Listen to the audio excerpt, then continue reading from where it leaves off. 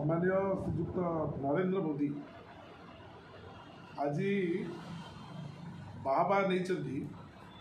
जे आमे नारी शक्ति विकास पाई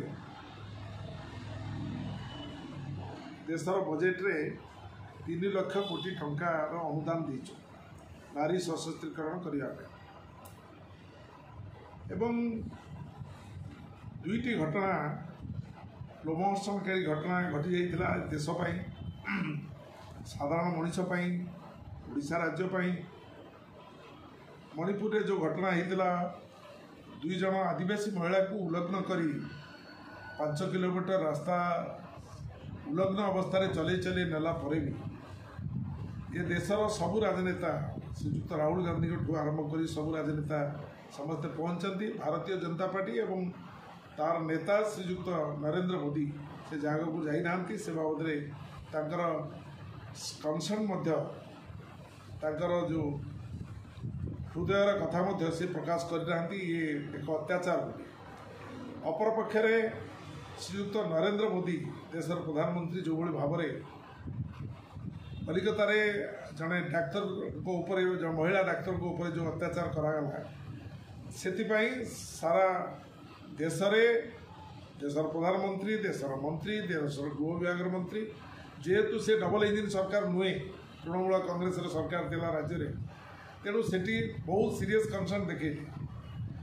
बहुत व्यस्तता व्यग्रता प्रकाश कले से अत्याचार पाई आमे भी सीरियस कंसर्न आमे भी व्यस्त जे एभली महिला प्रति अत्याचार करने उचित नुहे सारा भारत वर्ष में ये गोटे चर्चित घटना सबुठारु चर्चित घटना है भरतपुर रे जो घटना भुवनेश्वर सहर में एवं आदर्श पुलिस स्टेशन रे भरतपुर पुलिस स्टेशन रे जो घटना घटी गत 14 तारीख में एक लोमहर्षणकारी घटना बाड़ हो क्षत खाई रोड रोमियो मान द्वारा आक्रमणर शिकार हो जड़े सेनाधिकारी एवं तांकर बांधवी जो भाव में जड़े मेजर एवं तांकर बांधवी को जो भाव में आक्रमण करागला जो सीरियसली आक्रमण करागला आक्रमणर शिकार हो सारा पर सी जाइछन्ती police station Bharatpur police station को न्याय एफआईआर देवाई एवं सेठी जो भाव में प्रति अत्याचार करागला से निजे निज मुहर कहते प्राइवेट पार्ट को गोईठा मारे पछे ना आईआईसी को ना से अभियोग कर यौन निर्यातना देते से पुलिस स्टेशन थी 5 जन पुलिस प्रति अत्याचार कर स्पष्ट अनुमान होची रोड रोमियो माने जो माने रास्ता उपर आक्रमण करुले से माने भरतपुर पुलिस स्टेशन जी होती आईआईसी से तांकर बाहु छाया तले थिले जो माने अत्याचार करें एवं ये पुलिस स्टेशन गोटाए क्रिमिनाल मानकर आड़ा भाव में परिणत हो जाता आदर्श पुलिस स्टेशन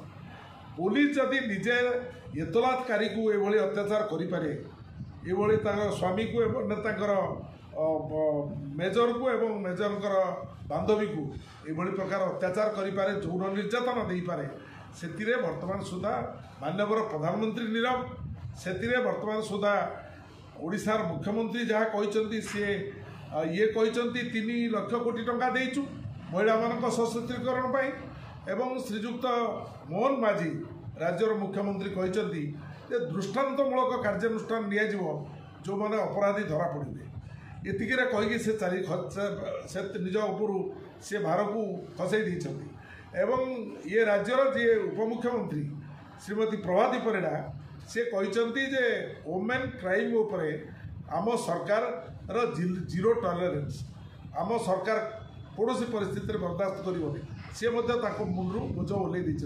ये जो परिस्थिति है ये परिस्थिति को जदि आम देखा गोटे घटना कांग्रेस प्रति जो भाव में आक्रमण करा जाइथिला एवं सरकार इस्तीफा देथिला आज जो घटना घटी भारतीय जनता पार्टी सरकार 100 दिन सरकार मु 10टा उदाहरण देवाई चाहे 100टी कथा कहवाई चाहे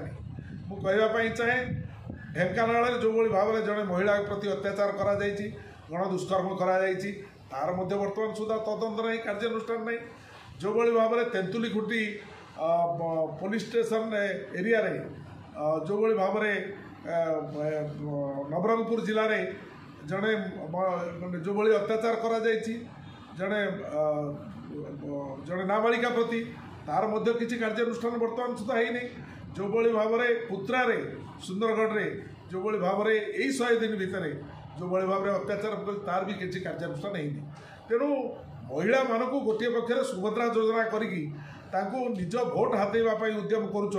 से केते दूर तुम सफल हम तुम तुम निज कथा जानी अपर पक्षर महिला माने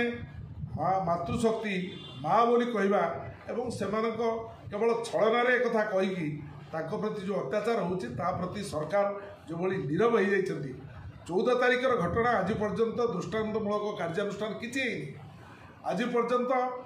एतलार कार्यानुष्ठान एवं कि दफार केस लगे केमी से जेल हाजत को जी कौन कौन दफार केस हम से विषय में सरकार तत्पर नुहति ये केवल भाषणबाजी वर्तमान सुधा चली मुझे कहवाई चाहे आज महिला असुरक्षित भुवनेश्वर में महिला असुरक्षित ओडिशार महिला असुरक्षित कटकर महिला असुरक्षित जड़े कर्मजीवी महिला जड़े साधारण महिला राति जीवा तो दूर कथा दिन में एकुटिया जावा को भय कलानी ये जो परिस्थिति को मुकाबला करने ये परिस्थिति को जदि ठिकना बाटे सरकार देखापी चाहती तुरंत यार कार्यानुष्ठान करूँ ये लोक मैंने क्राइम ब्रांच ये एक छलना अनेक क्राइम ब्रांच रिपोर्ट आम देखीचु अनेक क्राइम ब्रांच रिपोर्ट आसीर आसी माधवीलतार आसी कड़े जाइए तार हिसाब पत्र रही एवं ठीक से भाव में ये घटना को आड़े देवाई सरकार उद्यम करुँच सरकार ये क्राइम ब्रांच एवं परवर्ती अवस्था जो सीबीआई कथा कहुई सीबीआई